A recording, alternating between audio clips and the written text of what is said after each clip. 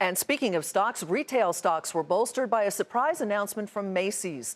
The world's largest department store is shuttering a handful of its stores to keep pace with the dramatic changes happening in that sector. Today, Macy's also reported earnings and revenue that topped expectations, and it reiterated its full-year profit and sales guidance.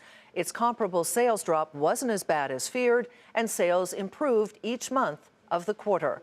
Investors liked that report and Macy's long-term plan as well. As a result, shares soared 17%, making it the best-performing stock on the S&P 500.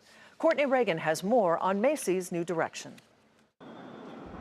Is the magic of Macy's back, or is it just adjusting to a new reality? Macy's second quarter profit and sales turn out better than expected, though still below last year. But CEO Terry Lundgren says the company is not one to sit still as shoppers increasingly go online. The retailer is closing about 100 of its more than 700 stores by early next year, most of which are cash flow positive, but showing signs of declining profitability. This will allow Macy's to focus on its strongest performing locations. Wall Street applauds the aggressive moves, saying there were simply too many stores. This is absolutely the right decision. E-commerce continues to grow. Brick and mortar continues to be constrained.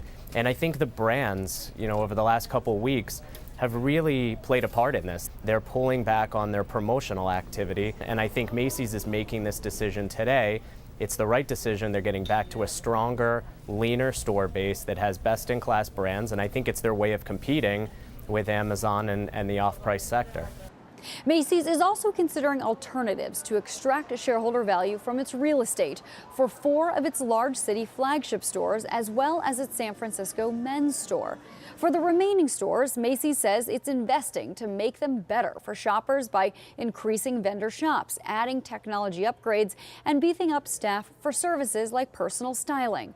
The retailer continues to invest in its online operations as well. While Lundgren thinks more seasonable temperatures and less drastic drops in tourist spending are helping retail right now, he also thinks it's time for consumer spending to swing back to more discretionary goods like clothing. The consumer's been spending. They've just been buying automobiles, and they've been buying home improvement. They've been paying for medical expenses, and they're paying all these things that are not sold by me. And so, but I think this is good news because they don't need another car now. We've had record sales of cars. They don't need another car. They don't need to fix their home anymore. They did that, right? Home Depot's been awesome. So it's your turn it's my turn. It's our turn. If Lundgren is right, it could mark the end of a year-long downturn for department stores. For Nightly Business Report, I'm Courtney Reagan.